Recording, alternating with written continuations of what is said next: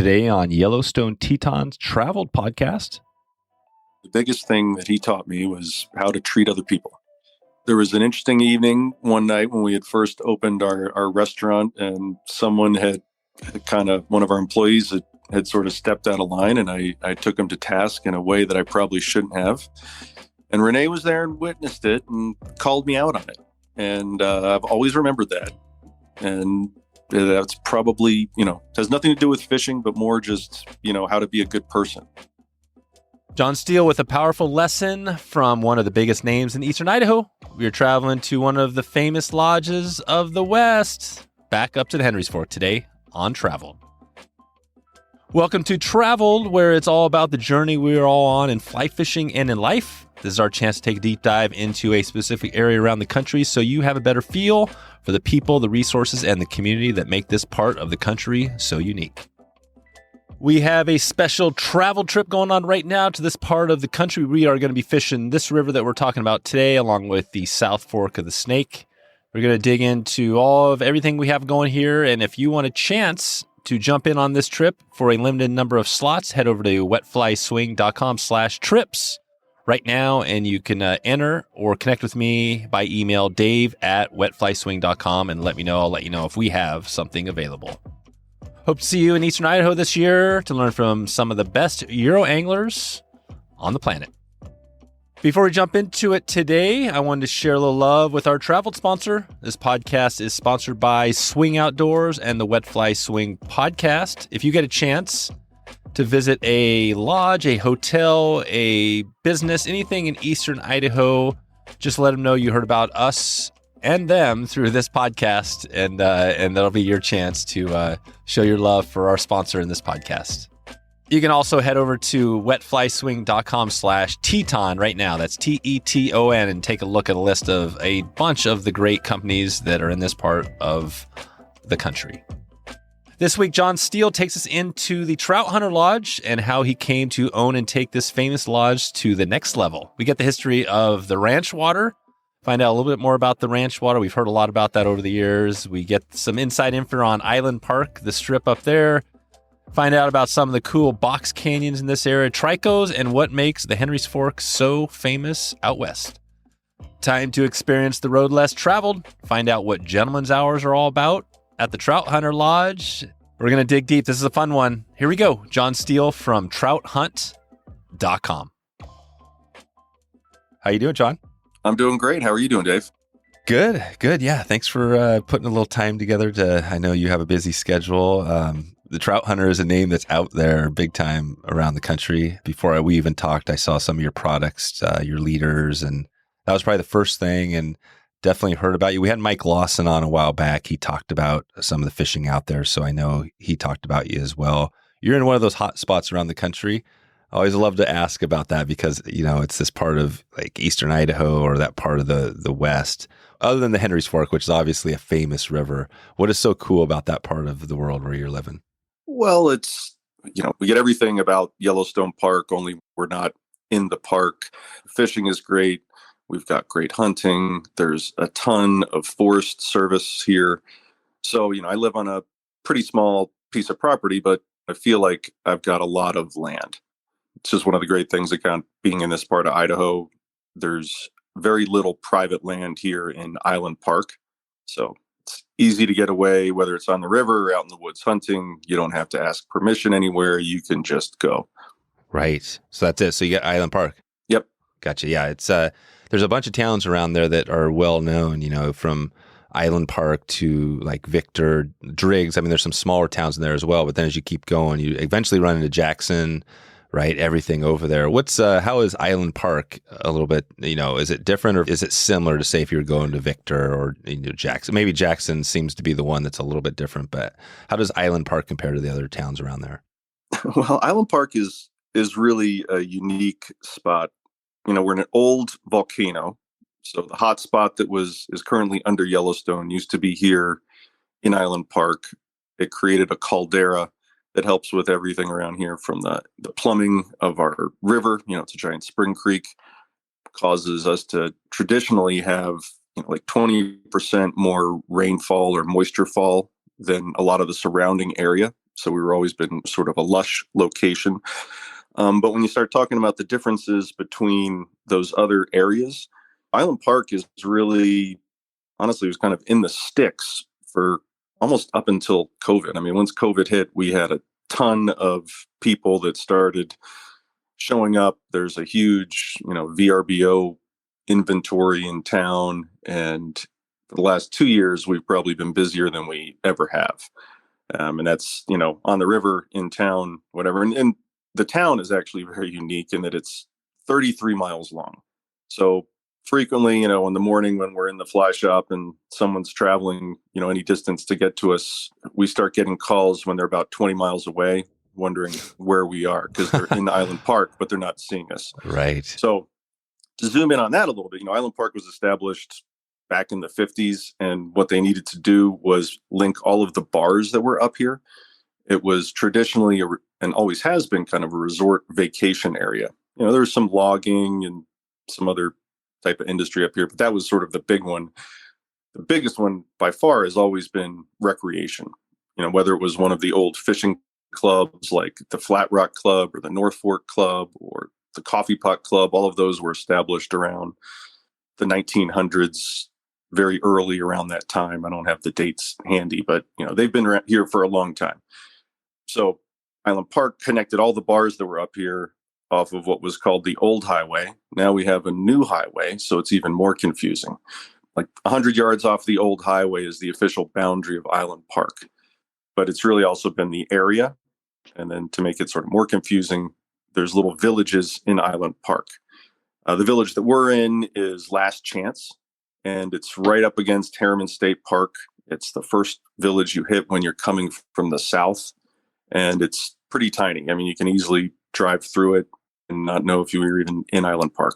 Right. This is really interesting because I don't know if I've ever seen a town when you look at the boundary of the city, it literally, like you say, is a strip. It's a strip that just goes along the highway and gets a little wider, down the main part of town. But essentially, that's really, the bar thing, that's pretty funny. So I'm guessing you have some of the best bars in the state. Is that true? I would say we have a great bar at TroutHunter. Oh, yeah, right. You guys have a bar there. Yep, we've got a bar and a lodge, and we're sort of the one-stop place in Island Park for everything. That's so cool, John, because I had Jeff Currier on a while back. I asked him at the end of the show, I was like, hey, so where should we go? We're going to be here. Give me one place or, a couple places. And I think he said, you got to go to TroutHunter and have a drink, have some food. Yeah, I know. Jeff certainly knows. He's definitely had a few beers watching some baseball games at TroutHunter before and has been up for a ranch opener party. And Granny usually make a few visits, although I don't know how much we'll see him now that they're in Wisconsin. But, hopefully we do see him back. I think he really enjoys the Henry's Fork and particularly the ranch. So I can't see him staying away for too long. Yeah, definitely. No, this is cool. I love these episodes when we start out and it takes a tangent and some interesting stuff. So we'll probably, I want to circle back because I love the history and digging into that. But let's just jump right into, the TroutHunter, what you have going, and then we'll take it into the Henry's Fork and talk about, some of the other fishing opportunities there. So talk about TroutHunter. Can you give us a quick little, maybe a snippet history? I'm not sure how you're involved in that. How did you come to connect with that shop, or have you been there since the beginning? I've been there since the beginning. It's a pretty fun story. My business partner, Rich Paini, and myself came out as interns in 1993 to work for the Henry's Fork Foundation. And part of the bonus of that was we got to live on Harriman Ranch in one of the housing units they had there, which I think we were probably the last interns that they let live there. I'm not sure if that was our rowdy behavior or perhaps some other thing that kept that from continuing. But once you live on Harriman Ranch, you're pretty much spoiled. I was 21, living at Millionaire's Pool. The job was such that, we were fishing 8 hours a day, and that got us pretty entrenched in the local community. Our job was to do a socio-economic survey of the fishing. And once everyone figured out what we were doing, they all wanted to let us know what was going on and share their opinions. So we got to know everybody pretty quickly. And one of those guys we got to know very well and became quick friends with was Rene Harrop. And, there were some changes happening up here in the fly shops. There was some closing. There were some new ones opening. What year was this, John? Give us a year just so we can put it in perspective. So this would have been, say, from 93 we got here, 94 we started working, as guides and in fly shops or tending a bar or managing lodges, whatever we could do to stay in Island Park. And in I want to say 98, we sort of came to a point where we didn't want to work for the outfitter that we were working for. And Rich and I and the rest of the staff at this outfitter decided to, kind of explore the world a little bit. And I was in Maryland. I was driving a Zamboni and making pizzas. And Rich was in New Jersey. He was working in some construction. And Rene had given Rich a call about an opportunity that he thought to bring in a fly shop that would be different than what was here. Henry's Fork Anglers was here. They were the big guys in town. They had all the iconic guides in the area. Mike's shop was fantastic, but it was extremely busy. And, there were a lot of guys that were in the area that didn't necessarily need rods or guides. There are a ton of hardcore regulars that just come because they like to fish the ranch. It's a unique spot because you don't need a boat. It's totally open. It's just it's sort of a wade fisherman's paradise. Great hatches. So there are a lot of these guys that are in town that needed a place to hang out. And we figured that we could create an opportunity for ourselves by, sort of taking these guys and making them our core customer group. So Rene reached out to us. We said, hey, that's a great idea. So we kind of headed back to Island Park. And in 1999, we opened up a little shop that was an old antique store. And it was about 2 doors down from Henry's Fork Anglers. So we kind of jumped right in with 2 feet and started it up. Obviously, working with Rene was a huge advantage. I mean, he kind of gave us instant legitimacy as far as a shop. And, TroutHunter was his idea. He never wanted it to be, Rene Harrop's TroutHunter or anything like that. He just wanted it to be TroutHunter. At the time, everything had someone's name in front of it. There was Bud Lilly's, Mike Lawson's Henry's Fork Anglers, so on. So he just wanted to make something that would be a standalone entity. And that's how we came up with TroutHunter. Great. And that was so late 90s. And it's been, now going on, almost 25 years.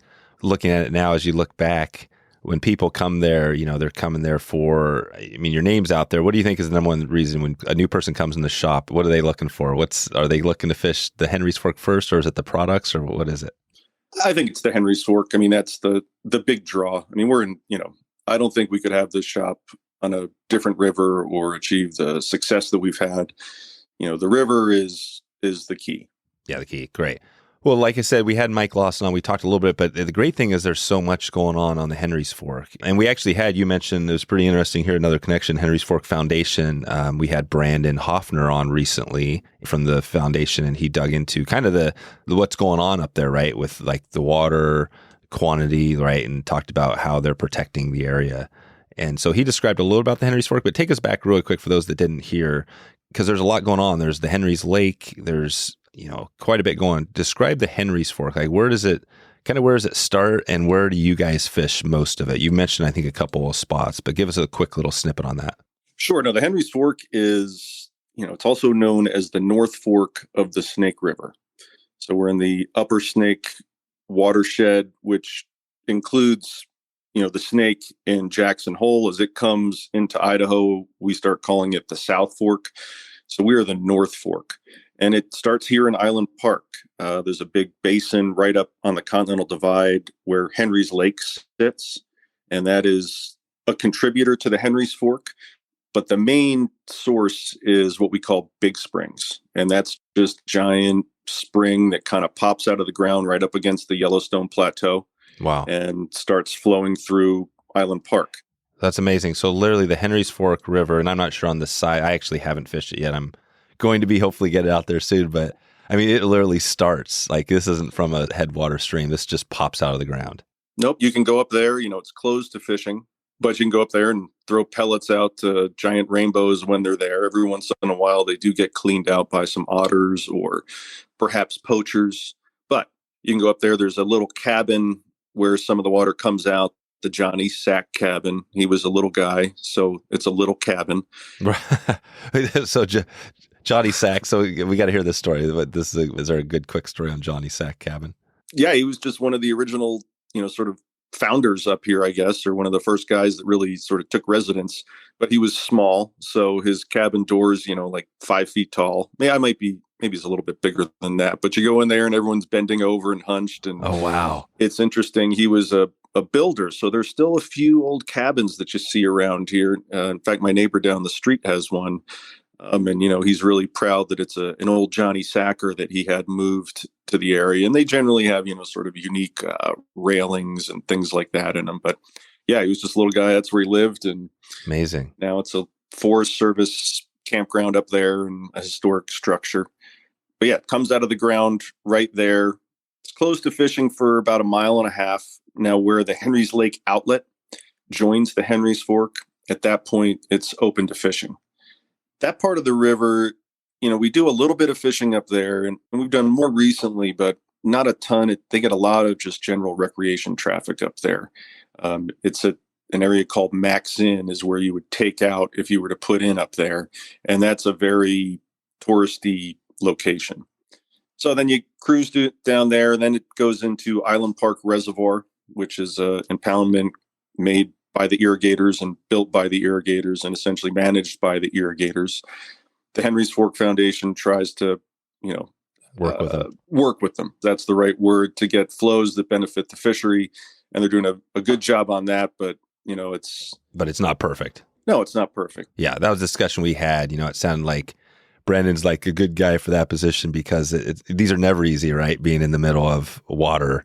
But that is the great thing, is that you got to work with them. And it sounds like it's not perfect, but they're at least, I guess the fishing, well, maybe just talk about that without getting too deep into the weeds there. Mm-hmm. Is there some room from the fishing end, or it seems like the fishing's great? Are there other things that could be done out there from a, kind of a water perspective, conservation, that could make things better, or is it pretty good as it is?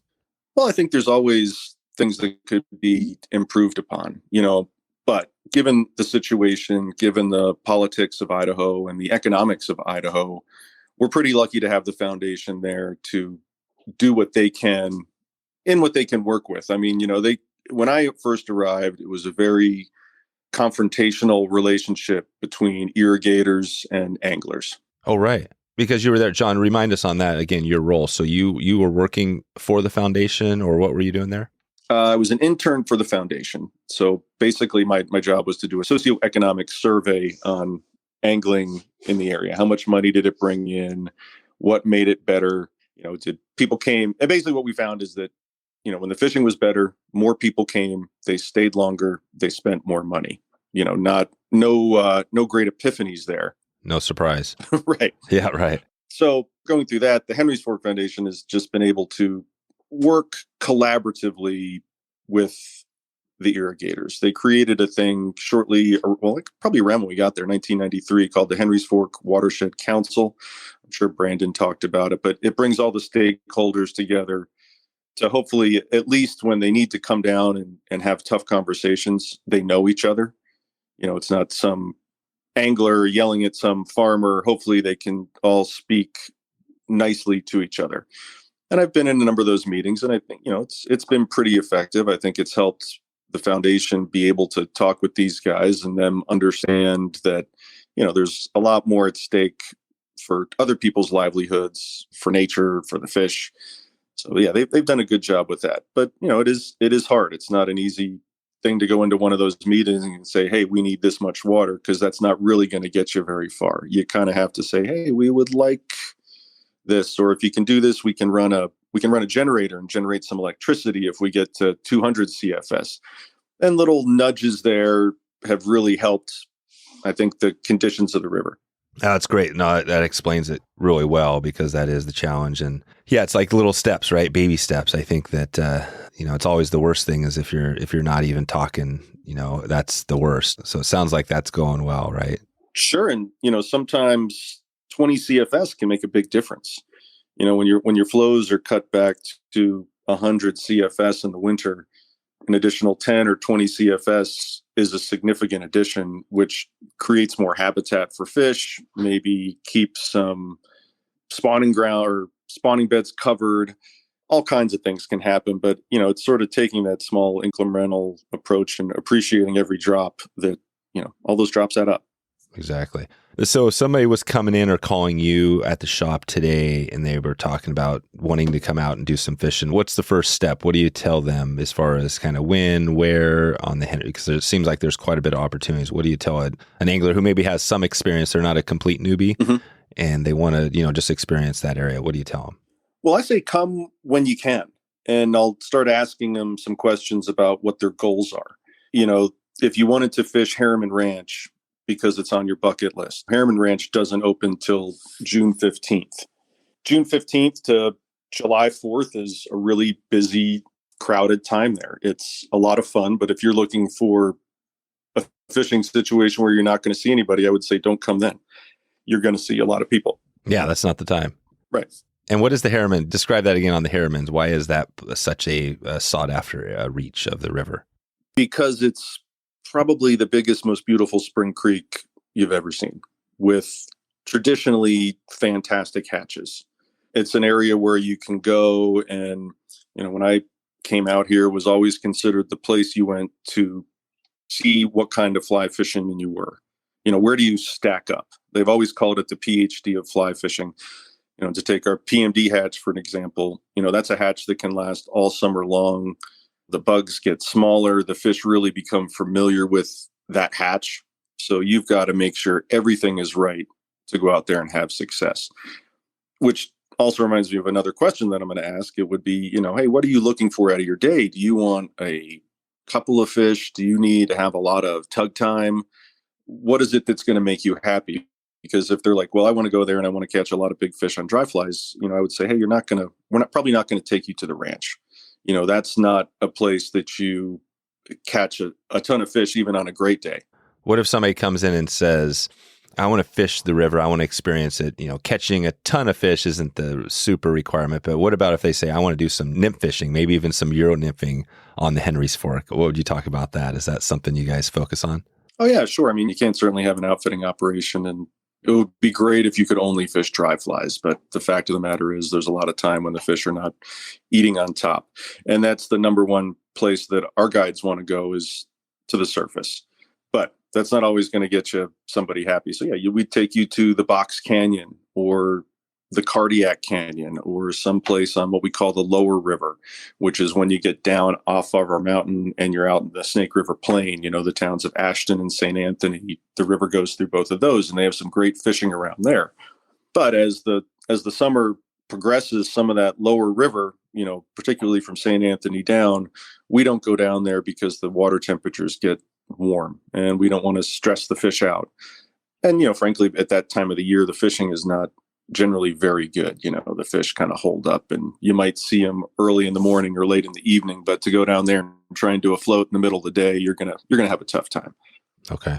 That'd be in the peak of that'd be kind of the hot time. When does the season start to turn where the temperatures maybe start to cool down towards the fall and you can maybe get some good nymph fishing or maybe even some dry fly fishing down throughout that lower area you're talking about?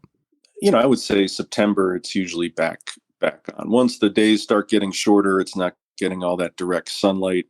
The other thing to keep in mind is, that we did talk about the Henry's Fork providing a lot of irrigation water. So when they're irrigating down there, they're sending a lot of water down. They're also diverting a lot of water. So it depends on where you are in the system, what the water is going to be like. By the time September comes around, they've usually reduced some of the irrigation demand. They start thinking about holding back some water already. So you kind of have to play it as, play the hand you're given. Gotcha. Yeah. Okay. Well, let's bring it back up and focus on then just some dries, because that is the one I think with Mike, I think we talked about the green drake hatch, right? That's one of the big ones out there. When you look at the hatches, what do you think are the big ones? You mentioned the PMDs. Are there a few big ones that people are really focused on or that you really love to hit out there? Boy, this could be a whole show in itself. They're all good. They're all good. And that's because we have a bunch of different great hatches. I mean, our season starts, with caddis and March browns. Shortly after that, we'll get a salmon fly hatch. that will come through. And that doesn't hit every piece of the river. It's really more of those freestone type aerated waters. The Box Canyon is great. The lower river is great. That's my favorite time of the year to try and get into the Cardiac Canyon, which is, a little more challenging to row, little less access, really thins out the people a lot. But when you can get fish coming out of that water to eat some salmon flies, you can just have a great day. Now we have this other slide where we call the Cardiac Slide, and you basically get in rafts. It's been in numerous print ads. If you see someone dragging a raft looking pretty radical, that's would probably be the Cardiac Canyon. So we've got that. After the salmon flies, then we start getting into, sort of mayfly season. And we start with the PMDs. And the PMDs can go into August, sometimes even into September. So that starts then. Then we have our next one would be the green drakes and the gray drakes. We get the brown drakes. After that, we get the small green drake. We call the flav. Once the flav's done, we start seeing some calabatus. We'll get some tricos in the mix. And then we kind of wind up the season with some, kind of the last larger mayfly is the mahogany dun. And that comes at a nice time. It's September. You get sort of that fall light. The fish are kind of tired of eating tiny PMDs and tricos at that point. So you can usually fool them with a well-presented mahogany imitation for fish that, previously had been very challenging. And then after that, we go back into our blue-wing olives and midges. But the real gem of the whole summer, which is a very lucky thing to hit if you can, would be a flying ant fall. And that hatch is amazing if you can hit it.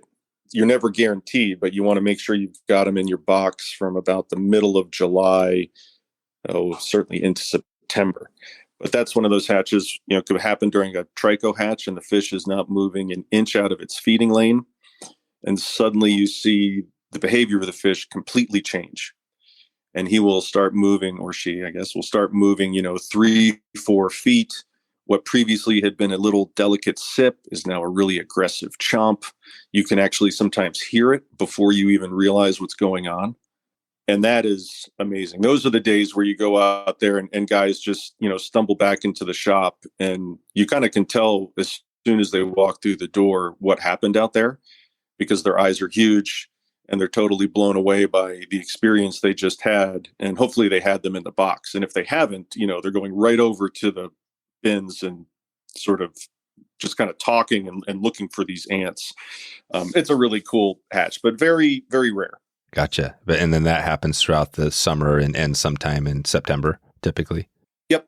And then as far as our hatches too, they're really interesting because you'll get different ones in different parts of the river, kind of have their real strong presence. The lower river on a good water year, you can get great gray drakes down there, but we've seen a lot of gray drakes moving up into the Last Chance area, which is right behind our shop the last couple of years, which has been pretty interesting to see sort of that. I don't know if it would be called a migration or what, but habitat change. We're seeing some more of those up there. The brown drake, which is a really short hatch. I kind of call it sort of the shop guy hatch because it's every evening, that's when you want to be out there. In the summertime, we'll keep our shop open fairly late. We'll be open till 9:00. But during that hatch, generally, if it's 8:00 and we haven't seen anybody, we're going to go out there and join the fishing as well.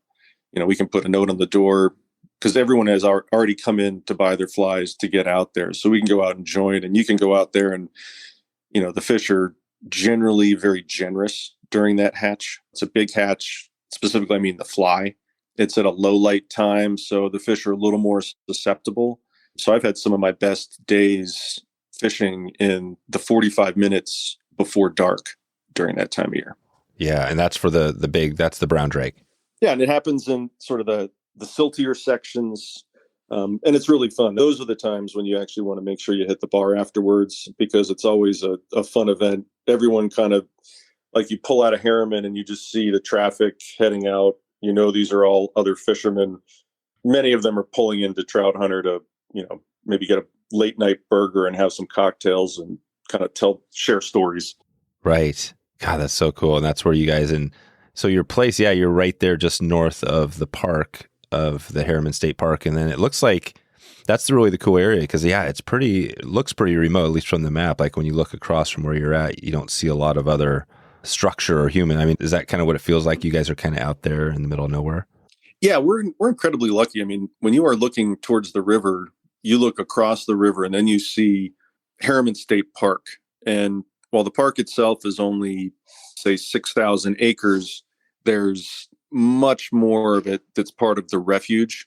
So you get a great view of everything. And it feels like you're in the middle of nowhere.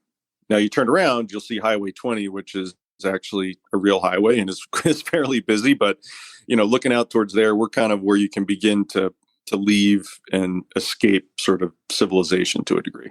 That's right. And is the lodge there at that location? Because you guys do have a lodge, right? Yeah, we're all in one building. So we're right there in Last Chance on the banks of the river. We've got our fly shop. We've got our outfitting service. We've got a lodge. We've got our restaurant. And then we also run our wholesale program out of the same building. There you go. Perfect. Nice. Well, it's always hard. You mentioned you ran through some of the hatches and everything would be fun to dig into. Let's just keep it around the season. So we talked about September. What about when you get into like late September, early October, into October? What does that look like? What are your best chance at hatches then? If you're lucky, you still got a few mahoganies poking around, but we'll get blueing olives. And if we have the right weather, you will get blanket bluewings. And that's a hatch that can last for a really long time.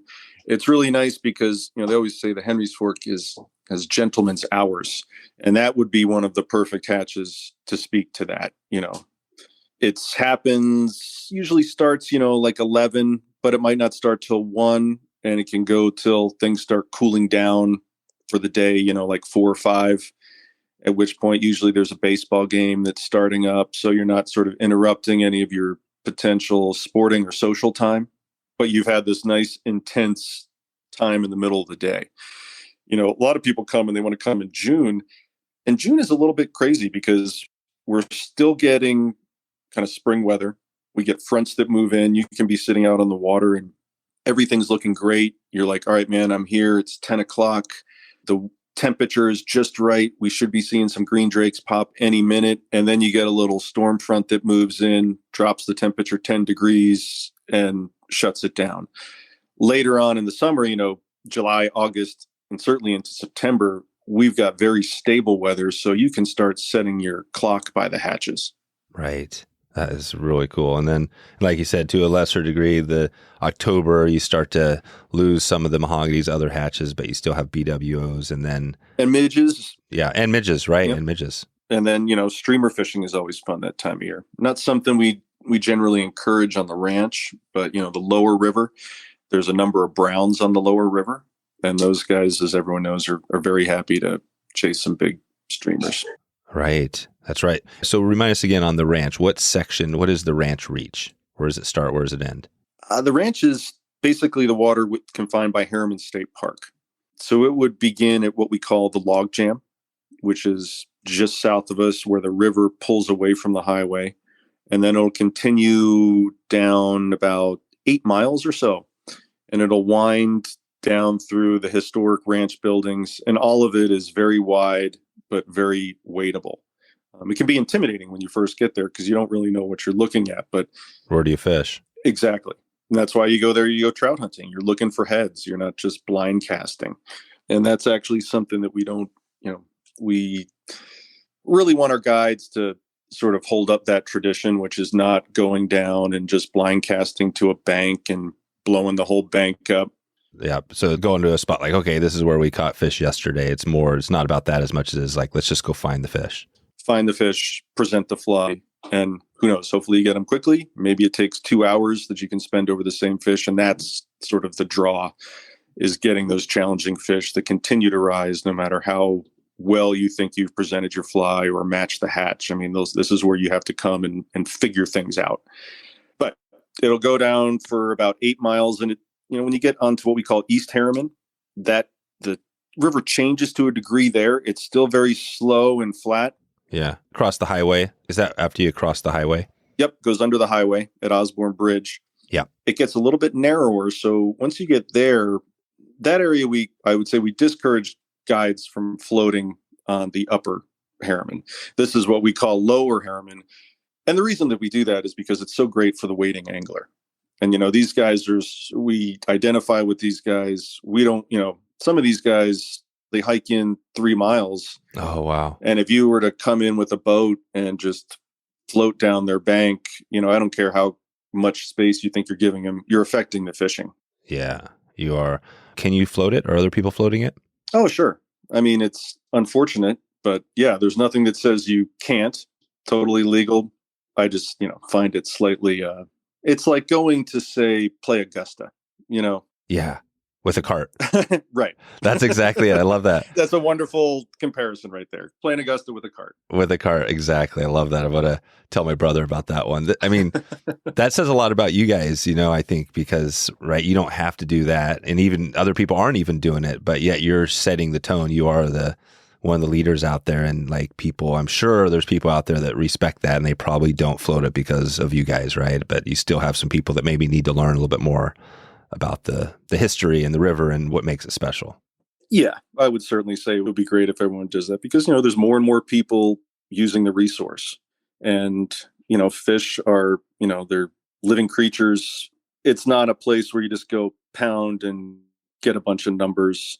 It's a place where you see what's going on, you observe, and, you enjoy it. And it's nice to be out there and not have a bunch of hooting and hollering going around and just watching what's happening.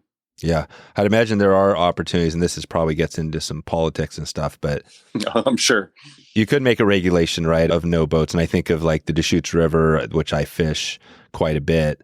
It's no fishing out of a boat at all. And it's a totally different system, so you can't really compare it. But I would imagine that that would be an option, right? Eventually they could make it easily as sections like, hey, this is just for the foot traffic, that we don't need to float this. But they haven't done that yet, probably because that's a real challenging thing to do, right? And, we're in Idaho, and it's definitely a state of personal freedom is celebrated. And to come in and dictate something like that would not be very popular. And, there's also a lot of exceptions that you'd want to have to the rules. What about, some of our anglers are old. You want to be able to take those guys down there. And the only difference we do is we say, hey, listen to our guides. If you're going to be taking someone down there, let's fish from a stationary boat, find a rising fish. There's ways to do it with a boat that are, I would say, would be acceptable versus not acceptable. I love going down there. It's easier to bring your lunch. You can fit more beer in your cooler when it's in the boat. So that's right. Yeah. Nice. Good deal. So that's it. So basically, yeah, you go through that. And then where does this area end? It ends at the community of Pine Haven, which is just at the southern boundary of the park. And, I would consider ranch water really extends further, probably goes down a mile from where the boundary is. The land around the river starts to develop more of a canyon characteristic, but the river itself is still a nice flat river. And then once it hits the Cardiac Canyon sort of in earnest, it becomes more of a freestone type river again. So, kind of from the Cardiac Canyon, and then even above our shop, upstream from our shop where the Box Canyon ends, you start getting into what I would consider ranch water. And that's water that's, easy to wade, has great hatches. You can walk around. Wow. This is great. Yeah. You're really painting a good picture of, I think we're all starting to understand why it's so cool. And all these hatches, right? The Spring Creek, all these hatches, there's good accessible waters. And then if you have a boat, or people mostly using, it sounds like a mix, like rafts and boats. What's the boats you guys use for the most part on guiding? Most of our guides these days are using a skiff. It gives you a lot more visibility. We don't have anything that would be considered, major class type rapids. We do have a couple shop fly crafts that we use. We had fly crafts make us some slightly more durable, kind of all welded together. They're not the breakdown version of their raft, but more of a solid deal. And those work great. We use those for that cardiac slide I talked about earlier. We'll use them if you're going into the Cardiac Canyon, just because they're a little safer. They're a little easier to maneuver.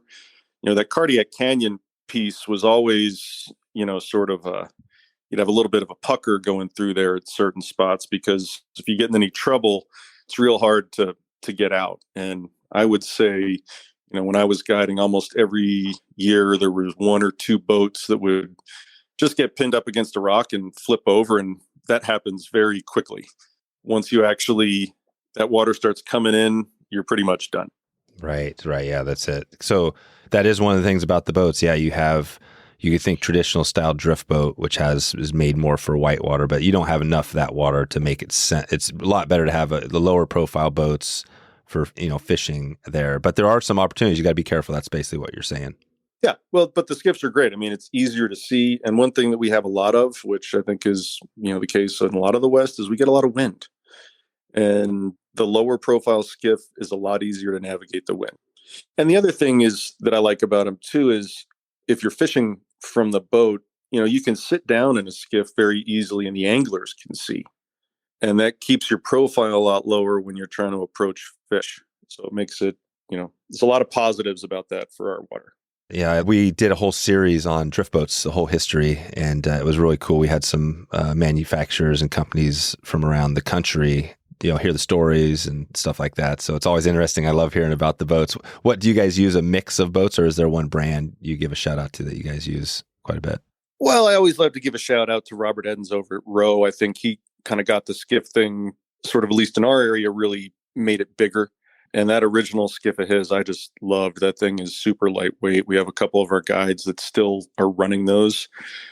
And yeah, he's just always been a good friend and someone who's a lot of fun to be around. So yeah, most of our guys are using that. That's what's been our, official shop boat over the years, but it's a mix. We don't dictate what anybody needs to have because everybody likes something different. Yeah. You get your own thing. It's probably maybe kind of like fly rods, right? It's hard to find a bad fly rod, but say with drift boats, it seems like these days they're all pretty awesome. Yeah. Yeah. Good.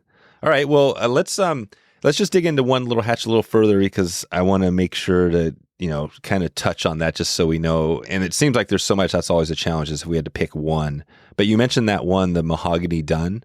Yeah. And that one is the unique thing about that you're mentioning is it's kind of a late evening. That's the one later in the evening. They're big. Fish can't see as well. Is that the one that you were talking about earlier? That would be the brown drake. Oh, that's the brown drake. Yeah, that's real specific. I mean, that's like the last week of June to about July 4th. So you've got a pretty small window for that hatch. But it's a great hatch. Yeah, that's the brown drake. Gotcha. Yeah. And then we talked about the blue-winged olives, which is a hatch that goes on. Let's just touch on that one really quick since it sounds like it starts. And now, is the blue-winged olives, are you going to see those mainly once it starts cooling down a little bit, or when throughout the year are you going to see those? Yeah, we'll see those 2 times. We'll see them in the spring. They show up kind of the first mayfly that we'll see out here. We'll sometimes see that, as early as February if we get the right conditions. But then, we really get kind of the great blanket hatches that I like to fish are in the fall. And that's, it helps to have sort of a nasty rainy day, maybe a little bit of snow in the mix to really get those things going where you can be out there and it's just a timing thing. Get your fly into the rhythm of the fish because all he's doing is just coming up and eating what's right in front of his face. Oh, yeah. Which is why I really like the mahogany dun, because there's still a few of those around. And when they see that, they will select it out of the blanket of blue-winged olives. Oh, right. Gotcha. Yeah, even after the mahoganies are done, I'll still fish one of those. Yeah. Well, I'm getting a little bit older. I can't see like I used to. That's right.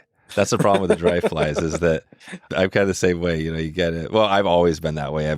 The small stuff, I'm not great at tying it. It's always been, I always love fishing a little bit bigger fly, right? So the mahogany dun is a good hunt. Is that the pattern? Like if you're to pick up a few patterns in the shop, what would be the one is there a specific pattern to cover that fly? Oh, we've got, for us to have one fly for each hatch, that's not the way of the Henry's Fork. You need to have, the full life cycle. But the mahogany dun, that is one of the few that I really fish a lot of the actual dun, the full-on adult with. It gives a really cool profile. It's got a nice dark wing, so it makes it nice and easy to see. An emerger, mahogany emerger is always a good one too. But I kind of like to fish the dun just because it's one of the few hatches where I think the dun is really a successful imitation.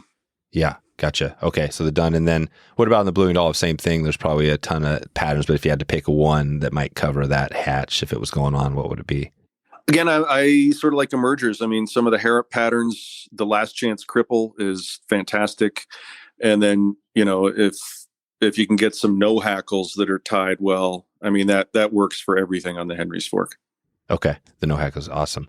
So when you come out there and you're in that time and you're seeing this blanket hatch of blue-winged olives, is it the same thing? Like you said, the trout hunter, you start with, okay, where are you seeing a fish coming up and where's one, that I want to go for? Or talk about that. How do you start that process? If you got a big hatch, you don't know where to start.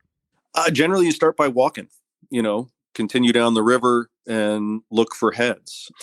And I generally will try and look at the spots that for one reason or another, the bugs are congregating, whether it's around some rocks that are creating some sort of funnel. Sometimes it's one bank or the other, depending on which way the breeze might be blowing. There's one little walk that I'll frequently do. I kind of go down the river on one side, I come up on another, knowing that I'm going to be coming up from behind the fish on the generally windward side of the river. And there just seem to be fish packed over there. But it always, for me anyway, it starts with walking and then looking for heads. Yeah, looking for heads. And then once you see a head, as far as what you put on there, how do you start that, walk through that process a little bit? How do you know? What I like to do is I'll go out and I'll generally get directly downstream from the fish just so I can see what they're seeing as far as, what does the mix of the bugs look like? Are these spinners? Are there some spinners in the mix? Is a little bit of everything. And then, it's sort of like, all right, how much is this fish eating? And part of this is just because I'm always very interested in what's going on. I mean, I'll try and sneak up fairly close behind the fish and just get a good visual of what's going on if I can. Particularly if you have a very comfortable fish, those are generally the ones that are going to be tough. But if you can kind of get behind them, it's amazing how close you can actually get without disturbing them if you do it properly. Getting up behind them, getting a good idea about, what they're eating and, looking at the fly box and matching up what I think is there. And then after that, it's getting into position to get a good drag-free drift. And that's, besides the hatch, that's probably the number one thing that you need to do on the Henry's Fork. Our fish very rarely eat something that's not presented properly. And I like to fish going sort of overhead, kind of quartering upstream if I can. I just feel that gives me the best view to what's happening. If I'm lucky, I've got an angle where I can actually see how the fish is responding to the fly. Another popular way in the Henry's Fork is a lot of guys will get upstream and just feed it down to them. So they're seeing it fly first. I prefer not to fish that way just because I feel you have more of an opportunity to disturb the fish. As if your cast isn't right, if it drags in front of them, they're going to know what's going on. But if you can get upstream and have it come back at you, I feel the chance for a drag is less. And like I said before, you can even get closer. But you really need to have a long tippet section. That's the other trick. I mean, it's not uncommon to fish maybe 3, sometimes 4 feet of tippet here and just get it to pile up. And that's your finest deal. So you have to have a good leader that's going to help turn over the tippet. And you have to be a good caster and, you have to do everything right. And if you do, hopefully you're rewarded. There you go. And this is a perfect segue because the leaders I want to touch on that a little bit. So first, maybe just talk about your leaders. So you guys have, at the start, we were talking about that. I think that's probably one of the first things I saw out there from you guys. What's unique, or how'd you guys get into the leaders? How'd that thing get so popular around? Actually, a pretty fun story. When we were with Rene at TroutHunter, one of the groups of anglers that would frequently come to the Henry's Fork were Japanese. I mean, they have a true passion for fly fishing, and they really eke out, what I feel they have a great sense of what is genuine, and they really value things, and they take on their identity. So we had a lot of Japanese coming over before they had problems with their economy. And they had some of the coolest fly fishing things. Many of them smoked, so they all had, they're very clean on the river. They all had their little ashtray around their neck. They had great little tools. But the thing that, I would always ask for before they'd leave, if they were game, would be some of their tippet, because they had many more sizes than we had. A lot of sizes that were in between, which you'll see in our half sizes of tippet. And it was always incredibly strong. So we had a guy who was working with Rene to promote his flies in Japan, became good friends of ours, name is Masa, and he said, hey, let's do a project together. And that was sort of the thing that Rich, Rene, and I all agreed would be a great thing, would be let's bring in some of your tippet. It's by far the strongest, and it's the most important thing in our minds besides the fly if you want to land a fish. So for about 3 years, we were kind of going back and forth, testing some things out, getting feedback, kind of like we get one with a red sticker, one with a blue sticker. Okay, how do these two like? Then, next month we get a couple more to try out. And we all agreed on sort of what became our existing tippet. And, when you start selling tippet, you also have to have leaders. So again, we, kind of relied on Masa to find us a good source of that. And he found a great small leader manufacturer in Japan that we worked with. I've been to the factory. It's amazing. I mean, the stuff that they turn out of this very tiny little place. And I mean, it's a family operation. It's really cool. So anyway, we had them do our leaders, and Rene had always had a great long leader. And that was something that no one else had. So after much sort of persuasion, we were able to get him to provide his leader formula, which we turned into an extruded leader. So it was really a lot of work to do that. I mean, each of those leaders is designed on its own right. It's not just, in the extrusion process, you start thick and you make it thinner, and you can determine what you're doing sometimes by just where you cut this giant leader. I mean, they all come out on a big spool, and then you cut there to determine what your leader length is. His are all actually designed and formulated for each size. Like, the 5X, the 14-foot 4X is going to have a different butt section than the 14-foot 5X. Those diameters are all changed, so they all turn over. So that's, that was one of the real unique things that I would say is a ranch specific designed leader. And we found, we sell our stuff in a lot of shops, and generally the shops that also have spring creeks that they're serving will pick up a few of those. They also like our finesse leader too. But if you're really fishing a big river like we have, you want that 14-footer, because you're going to be, sometimes that'll be built out to 20 feet. Take a 14-foot 4X, add some 5, maybe some 5.5, and then some 6 or something like that on there to get out to your really long leader. So you're giving that fish the good presentation. But that leader is designed such that it will turn over a long tippet. Right.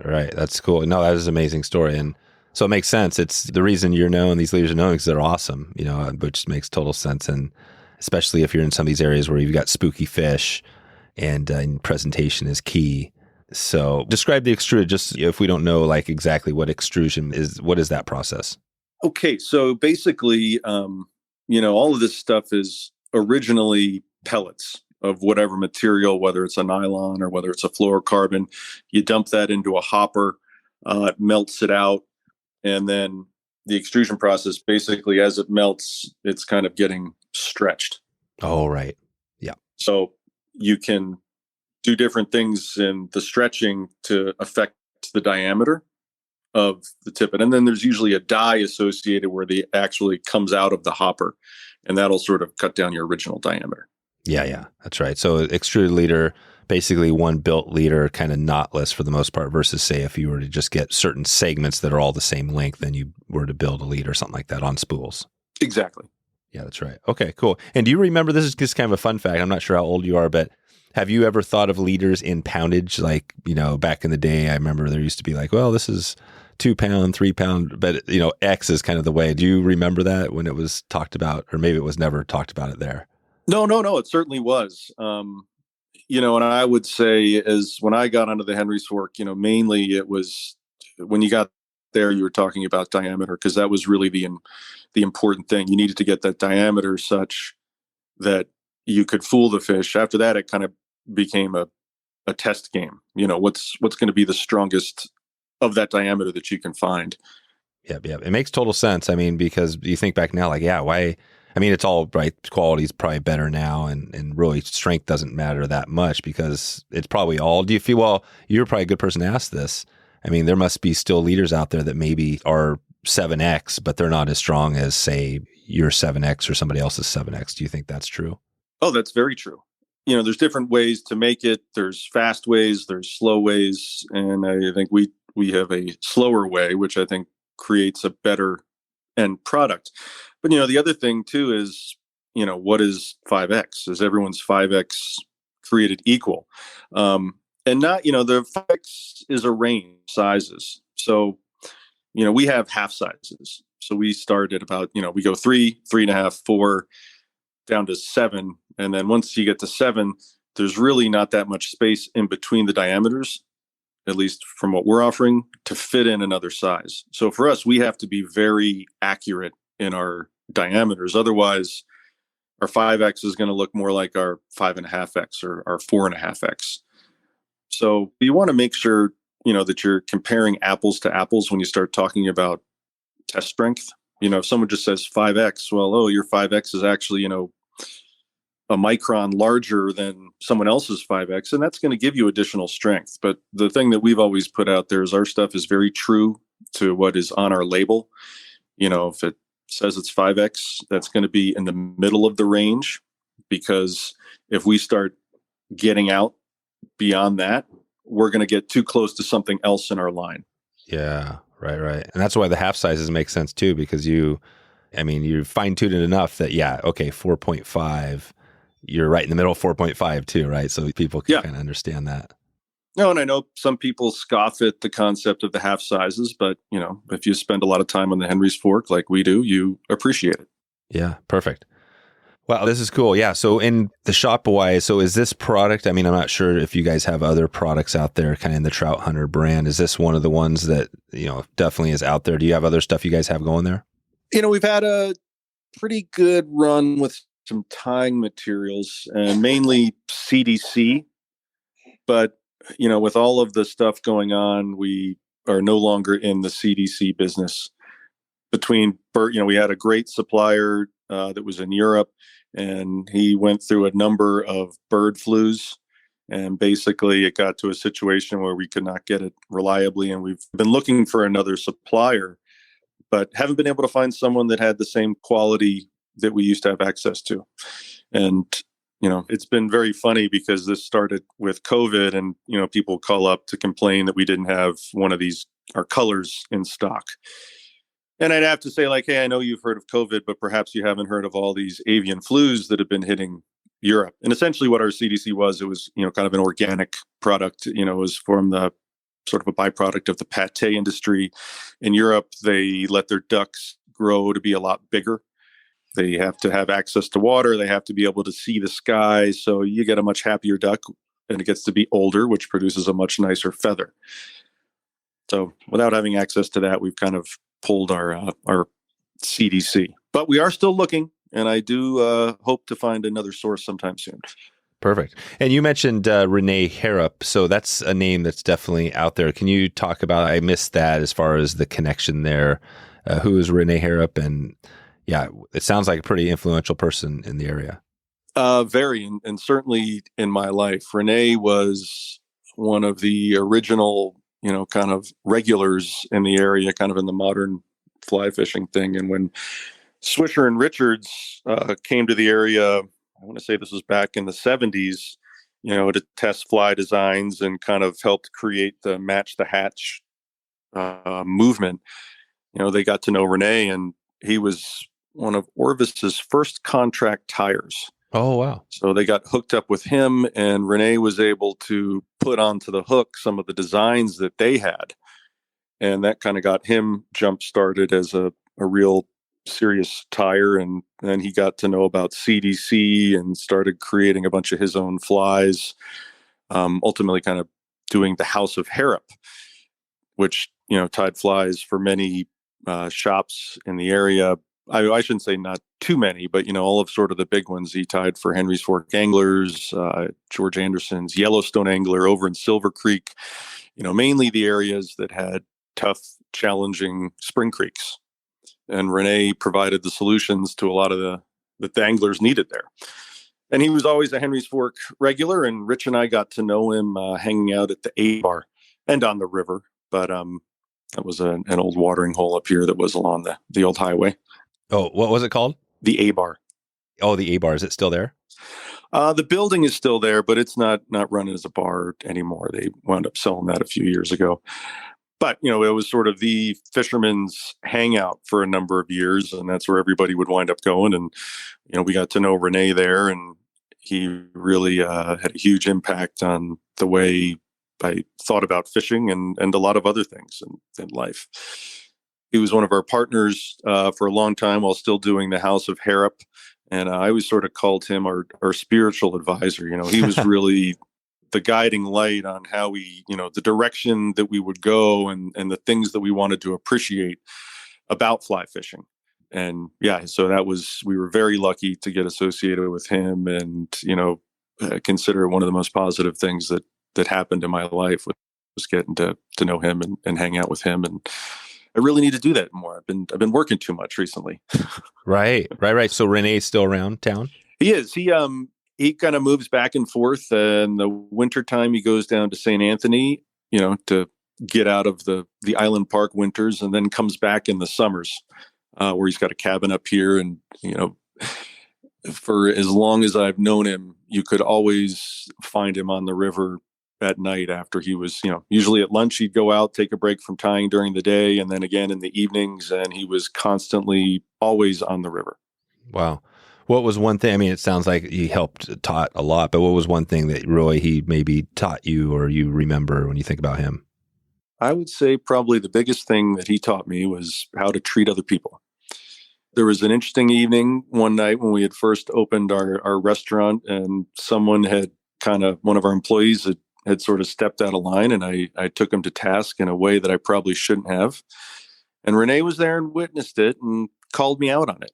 And I've always remembered that. And that's probably, has nothing to do with fishing, but more just, how to be a good person. And that's something that I think he shared and has always been extremely respectful of everybody. He's somewhat of a celebrity around here, and always would make himself available to people. Once people realized, hey, that's Rene's truck, they'd go over there and they'd want to chat him up. And, if they were a fly tyer, they'd want to give him a fly or something like that. And he was always very gracious and generous with his time with those people. And I've seen him take some flies that I certainly probably would have passed on. But, it was something that this person had put some time into and had given to him because they were proud of it. And he understood that and he appreciated it. And he let them know. So he's a big-hearted guy. Amazing. Yeah, it reminds me, not knowing him and just hearing from you, but it reminds me of kind of like the stories you hear about some of the other people, right? Lefty Cray, some of these people that were bigger than life in the fly fishing. And it always goes back to that. It's never about the fishing, although they are great teachers. It seems like it's always about the people talk about the person. Yeah. And it sounds like he's one of those guys. Yep. I would agree. Good deal. Well, and what was his truck? What was the old truck he would drive around? Does he still have that truck? Yeah, he still has it. I want to say it's like a 1980. It might even be a 79, like old Ford Ranger. But oh, perfect. Yeah, no, kind of one of the bigger ones. And yeah, he's got his kind of one of the first little rod, not even one of these rod vaults, but a little rod holder on the back, and there's a cooler in the back, and there you go. Well, let's take it out here. We got the 2-minute drill. This is the way that forces me to kind of wrap things up here quickly. So I've got a couple just quick ones. These will be easy ones to take us out of here. You ready to jump into this? Sure. All right. So I guess let's go to the bars first. So you got one bar other than your place. What's another good bar, you'd stop into? Oh, gosh, I would have to say, kind of depending on what you want. But Ponds is another good bar up here. They've kind of turned into a big sports bar. If you want to go have some beers and, they don't have liquor out there, but out at Shotgun, which is a little off the beaten path, that's where you get some real local flavor. Perfect. Yeah, good deal. And so we were talking some basically dries, a little bit on dry flies today, but what would be, and you've given us a few tips, one quick tip on dry flies. So if you're out there, what do you recommend? What would be one tip you give somebody? Take your time, watch what you're doing, observe, and try and make your first cast the best cast. I feel once the fish knows it's being fished to, it becomes immeasurably difficult. And generally they will not leave which sometimes people consider to be quite rude. Gotcha. Okay, perfect. And what would be a tip for the wind? You talked about the wind. I love that first tip. What about if somebody's got some wind blowing? What do you recommend there and they're trying to fish dries? I always say try and use it to your advantage. The harder, if you're trying to cast directly into the wind, frequently you have to force it, which is more than likely going to affect your presentation, the delicacy of your presentation. And that wind also can be to your advantage. I mean, it'll put some riffle on the water. It might allow you to get into a position where you can use the wind and still remain concealed. They can't see as well. It does allow you to have a little bit more of a sloppy presentation as far as, how the fly lands. But I definitely think, try and use it to your advantage as much as you can, whether it's to make your casts easier or it's to help hide yourself from the fish. Good. So this has been great, Jon. I think that you've shed some light. There's a ton of questions. I always love the ones where we talk and there's still 100 questions I have, like the area, the history. So we'll have to check back with you. But anything else coming up here in the next, the rest of this year as you look ahead? Anything new you want to give a shout out to from Trout Hunter? Well, I'm hoping we'll get some new leader and tippet material going. That hopefully we'll have that ready to go by the fall. We've got a new coating we're already using on our nylon that we'd like to expand into our fluorocarbon and some more of our leaders.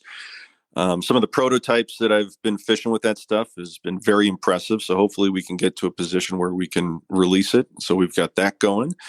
And then probably the big thing on everyone's calendar for Harriman Ranch is the opener on June 15th. And we always have a big party on June 14th, a little band, possibly a pig roast. So hopefully we'll be able to have another one of those this year. It's been a little bit mellow after COVID, not wanting to cause too much problems, but I think hopefully we've got some things figured out. And I'm not sure if we're going to have our new house band, which our guides have put together, Tail Hooked Whitey. Oh, wow. Yeah, it's been quite a deal. Tail Hooked Whitey? Tail Hooked Whitey. Perfect. Is this a bluegrass band? No, more of a rock band. Oh, right. Good. But yeah, we've had put on a couple shows for us last summer, which were really a lot of fun. We had them play this winter. We had a Winterfest event here, kind of our local Chamber of Commerce puts on. They really knocked it out of the park there. So hopefully we'll see them again this summer, and we'll have a great ranch opening party and then a great summer on the Henry's Fork. Man, sounds amazing. This is be hoping to shoot for mid-June and maybe connect with you there. So we'll send everybody out to trouthunt.com. And just want to say thanks for all the good stuff today, Jon. Appreciate you spending some time, and we'll definitely talk to you very soon. All right. Sounds good, Dave. Thanks a lot. There it is, Jon Stiehl on travel, part of the Wet Fly Swing podcast and Swing Outdoors. This podcast was supported by Eastern Idaho's Yellowstone Teton territory. You can support this podcast and Eastern Idaho by heading over to wetflyswing.com/Teton. That's Teton. And check out some of the companies you can support that also support this podcast. Don't forget to reach out to me, Dave, at wetflyswing.com if you're interested in grabbing one of the remaining slots for the Euro School, the big trip we are heading, and we are going to be fishing this river that we just talked about today, along with the South Fork. This is going to be an epic trip to an amazing cabin, some of the best anglers in the country, and we're going to go deep on Euro nymphing. That's the point. We're going to go deep dive on Euro nymphing on this trip, and we're probably going to have some opportunities to do some other stuff because we got the gold medal guy from the gold medal winning team, Pete Erickson, is on. He's going to take this one home for us.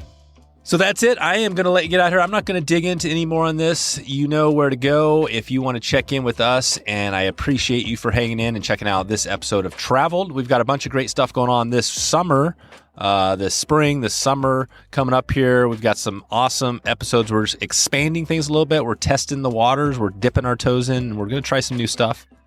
If we try something that resonates with you, if we have a new guest on, like guest host, like Phil Roy, if you're loving the Stillwater, we got another episode of one of those coming up with Phil Roy. If you want to hear more of that, or maybe you have a guest podcast host you want to hear on this podcast, give me a shout out, Dave at wetflyswing.com anytime. All right, that's all we got for Traveled. I hope you have a great year in 2023. I hope you get a chance to travel somewhere around this country. If you get a chance to travel to Eastern Idaho, for sure, give a drop a line. Don't give a drop, but drop a line. And if you're traveling somewhere around the world, do the same thing. Let me know. Check in with me anytime. And I would love to give you a shout out on this podcast episode. The easiest way is to send me an email, dave@wetflyswing.com, or on social media, and I will give you a shout out. And if you give me a show topic, I'll also work on getting you a show to put together. All right. I'll talk to you later.